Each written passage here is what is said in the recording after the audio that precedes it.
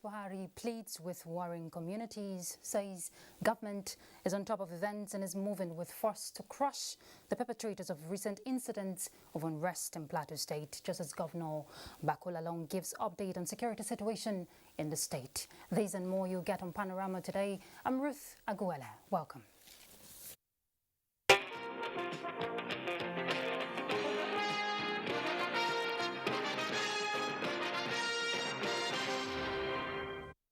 The presidency wishes to assure all citizens that as government, the administration is on top of events and is moving ahead with force to crush the perpetrators of recent incidents of unrest in Plateau State. Let's see that. Statement by the Senior Special Assistant to the President on Media and Publicity, Garba Shehu. The presidency says to achieve success, communities in Plateau State must unite against these horrific attacks. While these troubled communities are being reinforced with security personnel, religious, traditional and other community leaders must not allow the use of their spaces for the propagation and incitement to violence.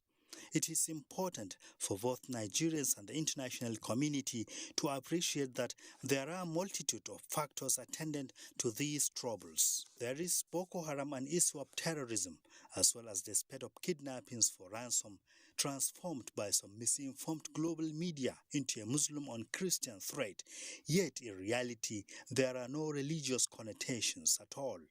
Similarly, the presidency cited the harder farmer clashes, saying while international voices and some Nigerian politicians who seek personal gain from division declare this a matter of religion, it is almost entirely a matter of access to water and land.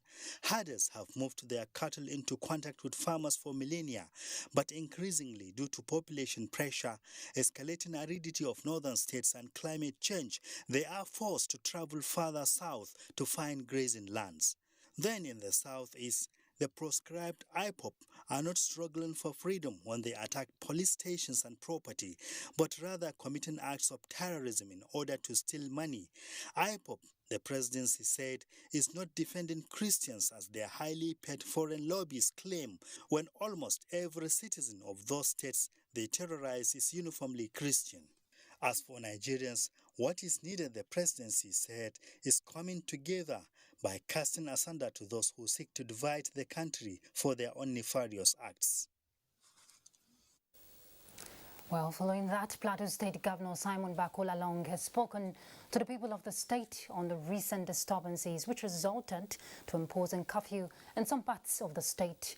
He says from the engagement so far, it has again become clear that all these attacks are purely criminal activities that must be treated as such, even though they are quickly given ethno-religious connotations.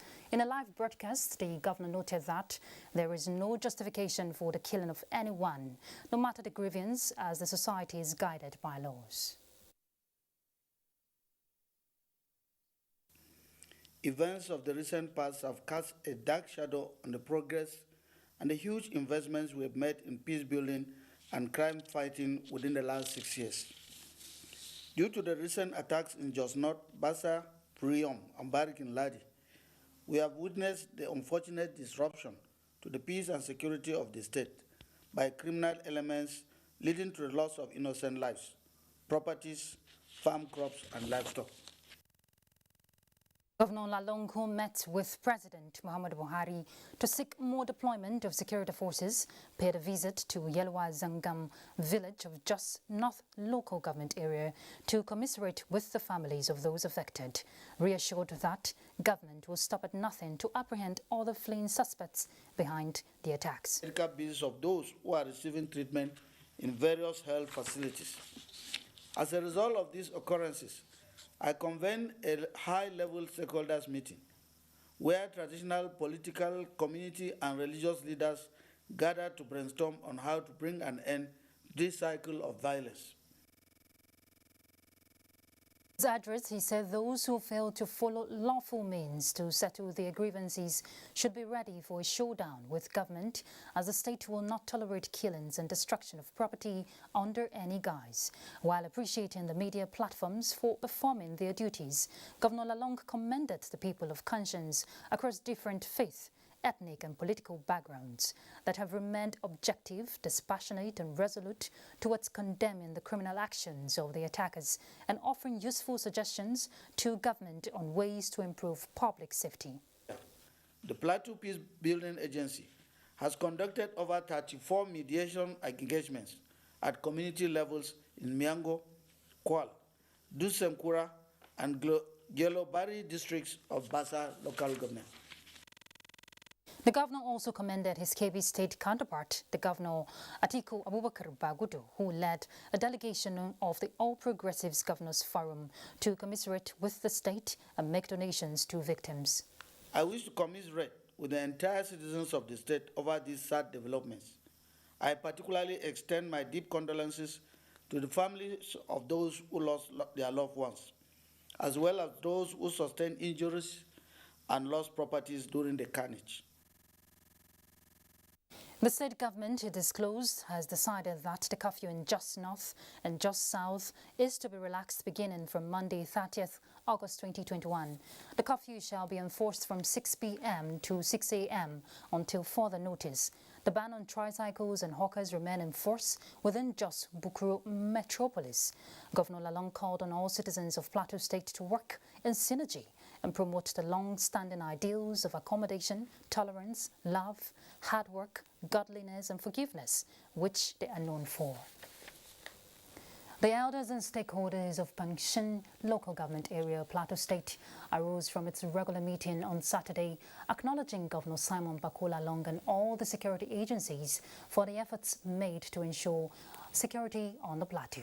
A statement made available to the media, the elders and stakeholders condemned what it called unjustifiable attacks on lives and property in the state, while acknowledging the impact of the State Interreligious Council and the 5 years roadmap to peace and security and several other initiatives. The meeting expressed concern over the content of the Plateau State House of Assembly press conference on Thursday, 27th August 2021.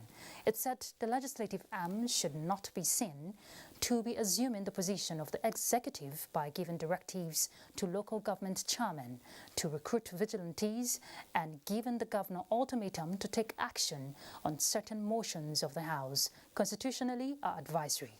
The Pangshin local government area elders and stakeholders prayed for return of peace on the plateau and urged everyone to support the efforts of the governor. Well, as the news of the attack on commuters and subsequent reprisals in Jos begin to fade, well, the role played by some citizens who put their lives on the line irrespective of their religious background to save others from the attacks could not be underscored. Caleb Guchin reports. The incident of August 15, 2021 has been described as unfortunate and the greatest setback to the efforts being put in place by government and other well-meaning people towards enthroning lasting peace in Plateau State. Despite the seemingly hopeless situation, there are Nigerians who are genuinely committed to peace and peaceful coexistence, with the milk of kindness still flowing in their veins. This was openly demonstrated when some residents, who are mainly Christians at the scene of the Rukuba Road attack, risked their lives by taking some of the travelers to safety. This, opinion leaders say, is the hallmark of humanity. This is what we are supposed to do. Whenever people want to take undue advantage on certain tribes or peoples of other religions from your own environment, try to stop it and try to rescue. And let these be a kind of bilateral kind of understanding and commitment, and it will come, inshallah, to be a matter of history. That is what it is expected of us as Christians and as Muslims, to live in harmony, to respect human life. I want to categorically say that you will never wish even your enemy, even if it's a Christian or Muslim, you cannot even wish your enemy, the man you hate in life, to see what these people have gone through, how people have been killed. Our life should be sacred. I'm calling on my Nigerians, Plateau citizens, that they should be calm, they should be prayerful, and that government should do whatever it takes to fish out these criminals. Should be dealt with the way they should. Malam Saidu Magaji is one man that would not be forgotten in a hurry, as in the wave of the reprisal attacks that followed along Bauchi Road, he sacrificed his safety for that of a pregnant Christian woman. Speaking in a telephone interview, he said he was tapped severally by the mob, but could not let go of Justina, as even though he is Fulani Muslim, he had the conviction to protect lives. They have never done anything wrong to me, unseen from me. He advises parents to train their children properly by inculcating moral values in them. Meanwhile, Justina, who was treated and discharged from a hospital in Jos, says she will ever live to be grateful to God for keeping her alive.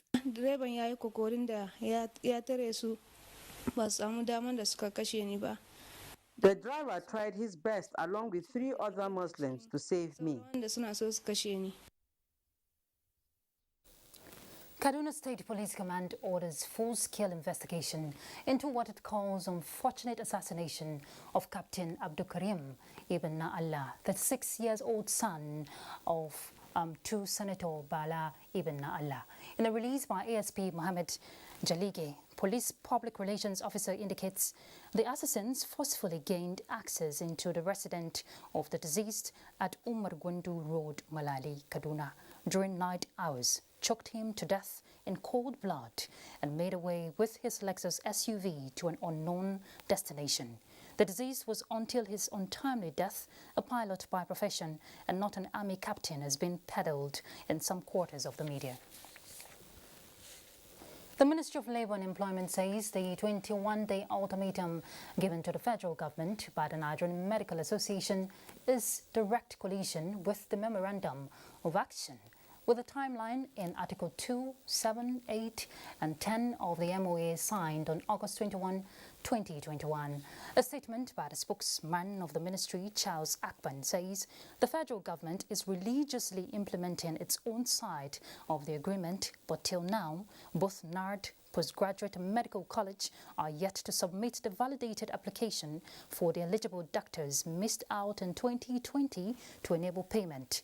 Also is Article 7 on withdrawal of the circular from the office of the head of service, removing House and NYC doctors from the scheme of service, says the NMA should submit her position immediately to the Permanent Secretary, Federal Ministry of Health, for onward transmission to the office of the head of civil service of the Federation, with a view to processing an issuance of clarification circular within 2 months. The NMA says is yet to comply with this. Similarly, the technical committee set up in Article 7 to tackle the backlog of arrears on GISMIS was given 4 weeks effective Monday, August 31st, 2021, August 30, 2021 to round off its assignments. Is this not a collision with the 21-day ultimatum? It's action.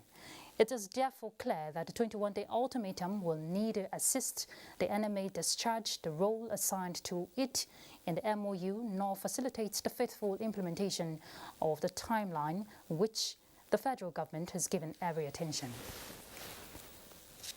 States controlled by the All Progressives Congress have agreed to align with federal government declaration of 15% annual allocation and release to healthcare services.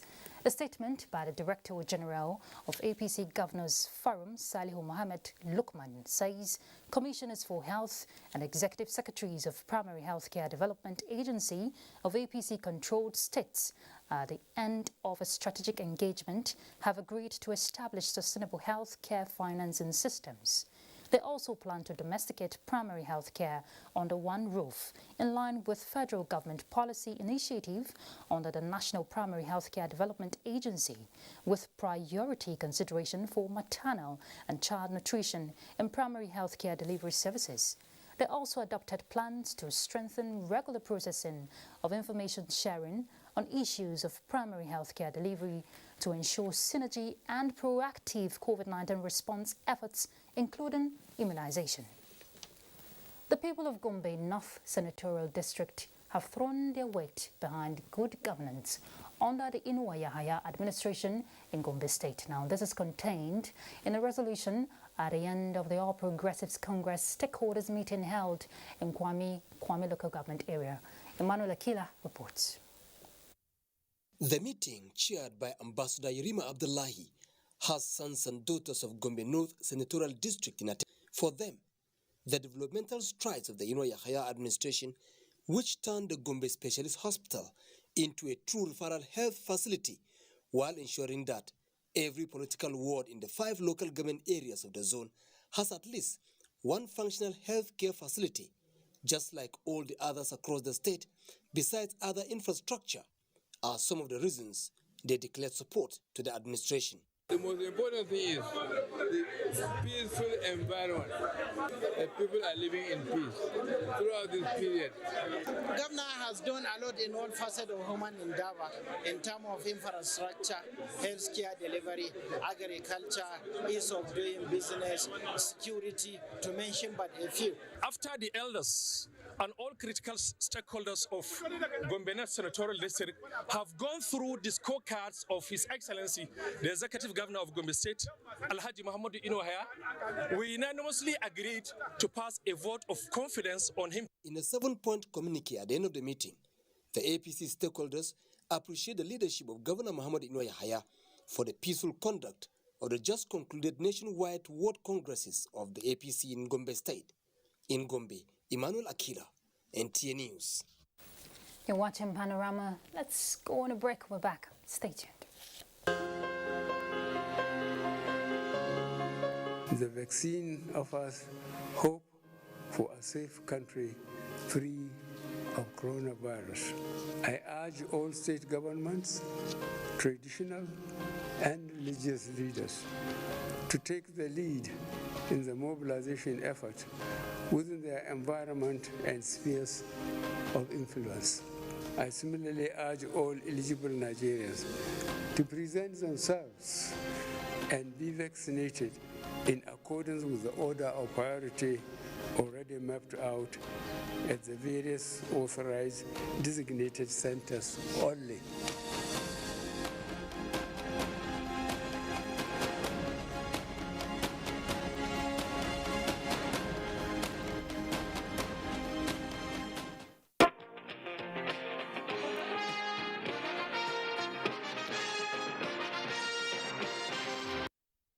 Welcome back.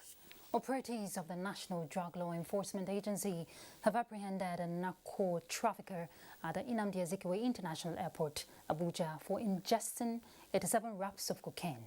The 41-year-old suspect arrived on board an Ethiopian airline from Kigali via Addis Ababa. Similarly, a Lagos-based drug dealer was also arrested with 4.15 kilograms of methamphetamine consignment going to London at Murtala Mohammed International Airport, Ikeja. The drug was concealed in tins of tomato, branded and packaged for delivery. Meanwhile, raids of drug joints carried out across states in the last week have led to the seizure of 400.37 kilograms of illicit substances.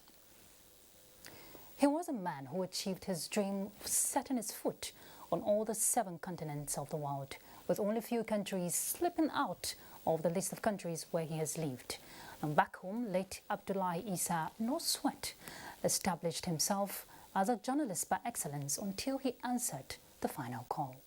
Abdullahi Mohammed was in Yola, the Adamawa state capital, where he met some of his acquaintances and family.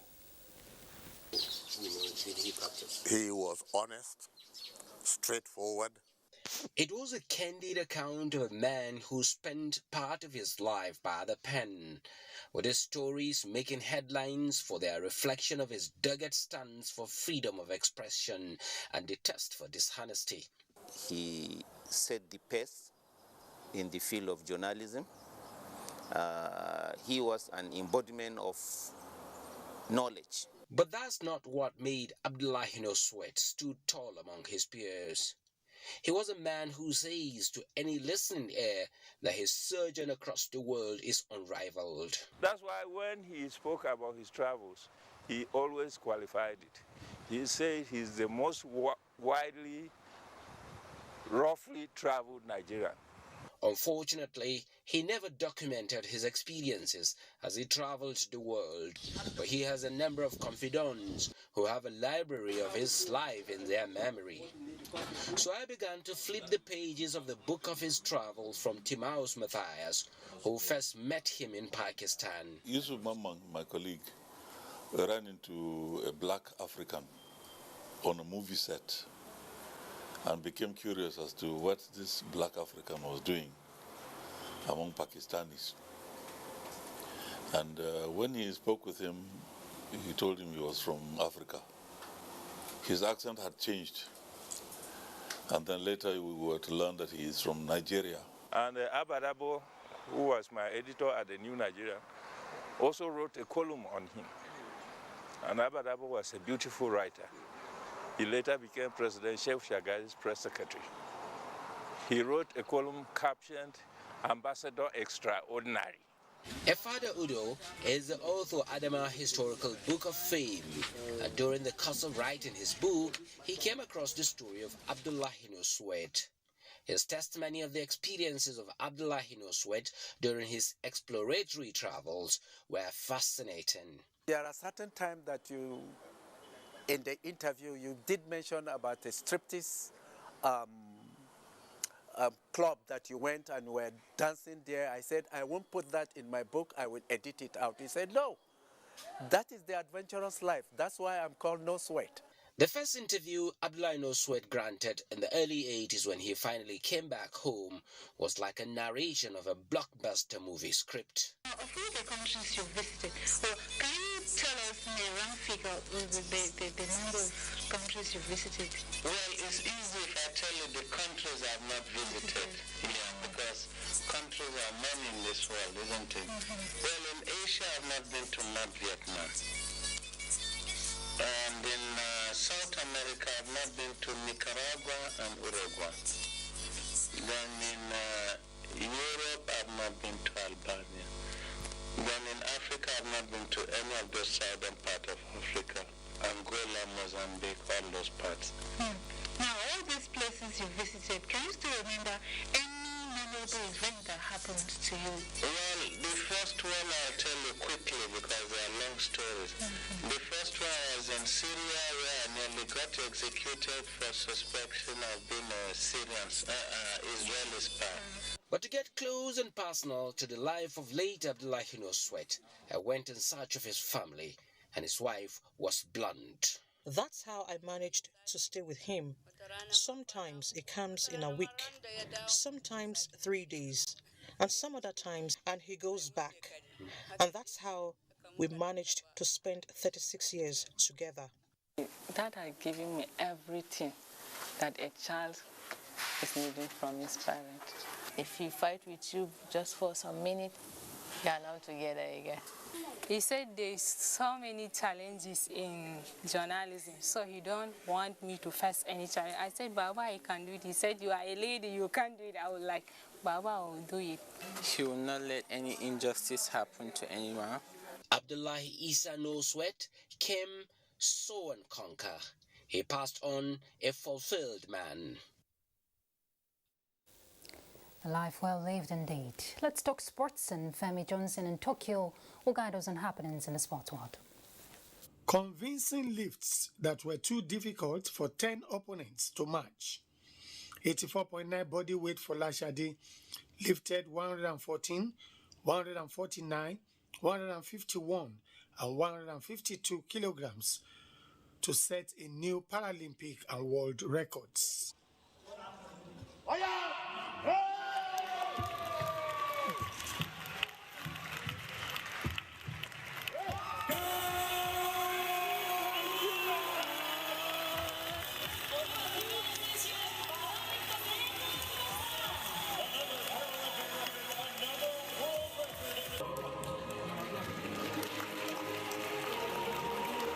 I feel good.